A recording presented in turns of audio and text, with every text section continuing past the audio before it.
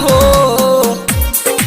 ए बम चल तू सभे उठावे बम तो राहुल से जलावा मिले लाए मन जोग फलावा हो।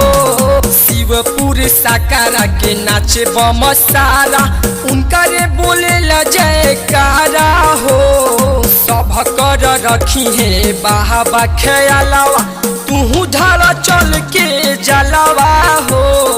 बाबा अनंत नाथ के महिमा ह भारी चल तू एक बार दुआरिए हो।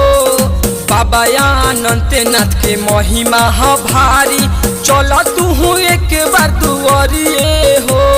सावन में चल कोहली नगरिया बने जा तू भोला के कंवरिए हो।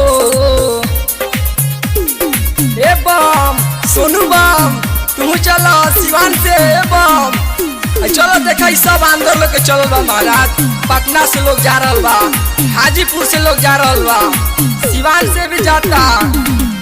ये सखी देखो ना प्यारा बम रवि बम आ संगे संगे मायरवा से चल के देखी सब कंवरियन बम के एकदम भीड़ लागल बा। चलो हो चाची चलो।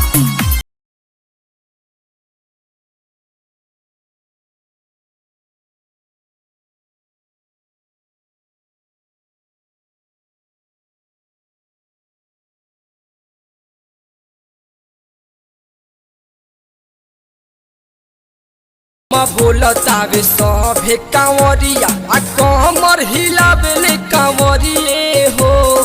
बेदर्द साजन गावे बाबा के भजनिया रोहित बम गिरले चरनिए हो। भोलेनाथ के हम महिमा भारी भीड़ लागल देखी ना दुआरिए हो। सावन में चल कोहली नगरिया भीड़ लागल मेहदार नगरिए हो। सावन में चल कोहली नगरिया भीड़ लागल मेहदार नगरिए हो।